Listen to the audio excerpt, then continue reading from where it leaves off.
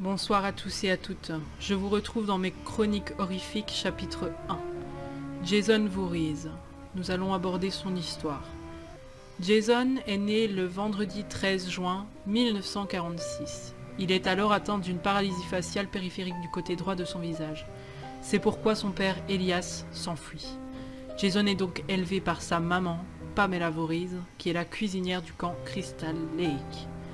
En plein été 57, Pamela part travailler au camp, une colonie de vacances. Elle y emmène alors Jason. Jason est malmené par les autres enfants, il devient alors le souffre-douleur du camp et il est victime d'une chute et il tombe à l'eau. Les moniteurs qui sont responsables de Jason ne lui ont fourni aucune aide, car ils étaient en train de copuler. Jason ne sachant pas nager, il se noya. L'année qui suit, ce même couple de moniteurs fut retrouvé assassiné. C'est alors que la colonie fermera ses portes. Le meurtrier fut retrouvé, il s'avéra être Pamela Voorhees, une vengeance pour la noyade de son fils.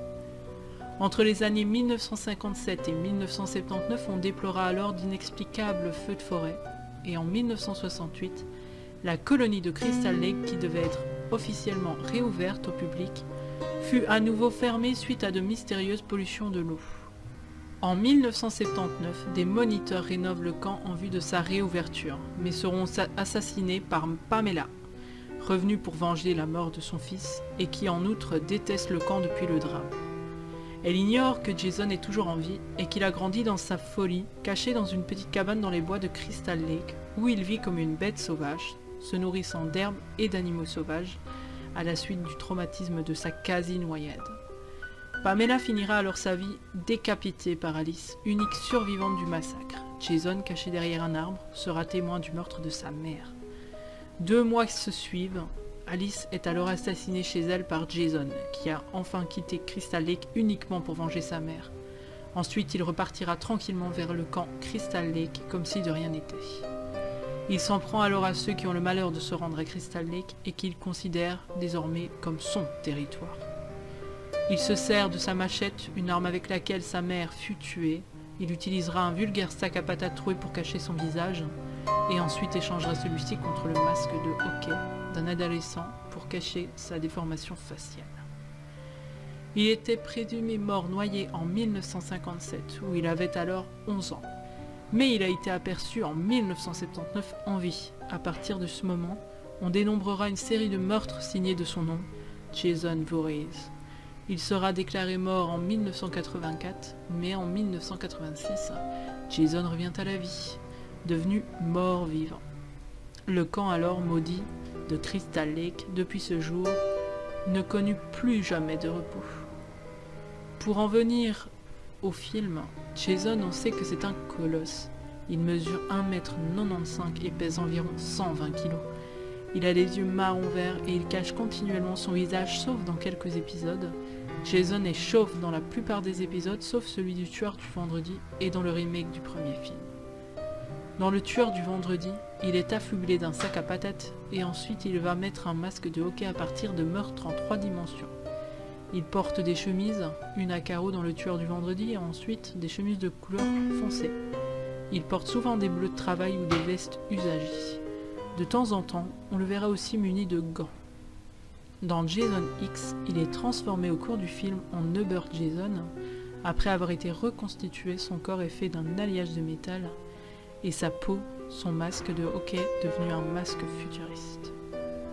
Jason est quelqu'un de déterminé et bourru. Il traque, et cela jusqu'à la mort. Il ne parle jamais, on entend juste son souffle. On l'entend crier dans Meurtre en 3 dimensions, quand un adolescent lui plante un couteau dans la cuisse, et on peut aussi l'entendre grogner dans Jason va en enfer.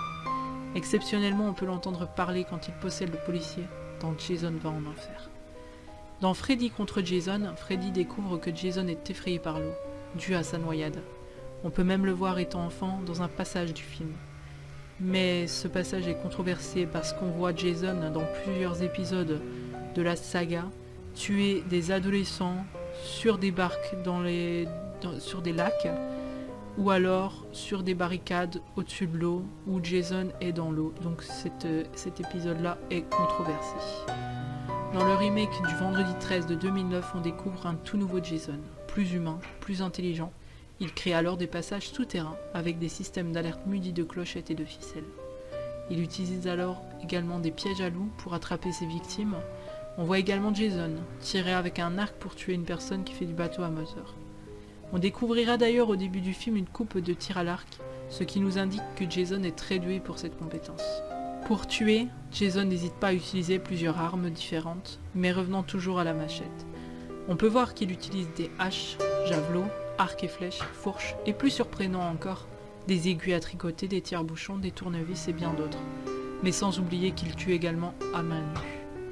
Jason est un revenant, pas du tout comme un zombie. Les zombies sont dénués d'intelligence et se déplacent pour se nourrir, alors que les revenants ont un esprit, parfois même une mission qu'ils doivent accomplir. Jason, lui, venge en permanence sa maman, qui a été tuée par les moniteurs du camp, Crystal Lake. C'est d'ailleurs en se faisant passer pour sa mère que Freddy se sert de Jason dans Freddy contre Jason. Jason ne ressent aucune douleur, aucune peur, il a une force surhumaine. Il est immortel et est capable de se ressusciter.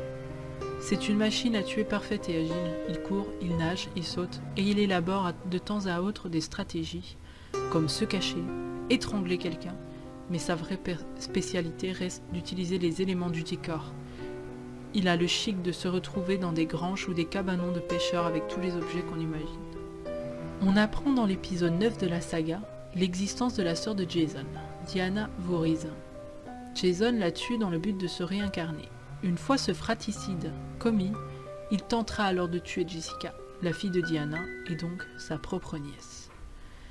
Et c'est fini pour l'histoire des films et de Jason Voorhees. D'ailleurs, il y a des musiques, des jeux, des comics, des mangas et des séries qui sont alors inspirés du personnage emblématique de Jason Voorhees. Mais je vous mettrai tout ça dans la barre d'infos. J'espère que ça vous a plu et on se voit bientôt pour une nouvelle chronique horrifique. À bientôt.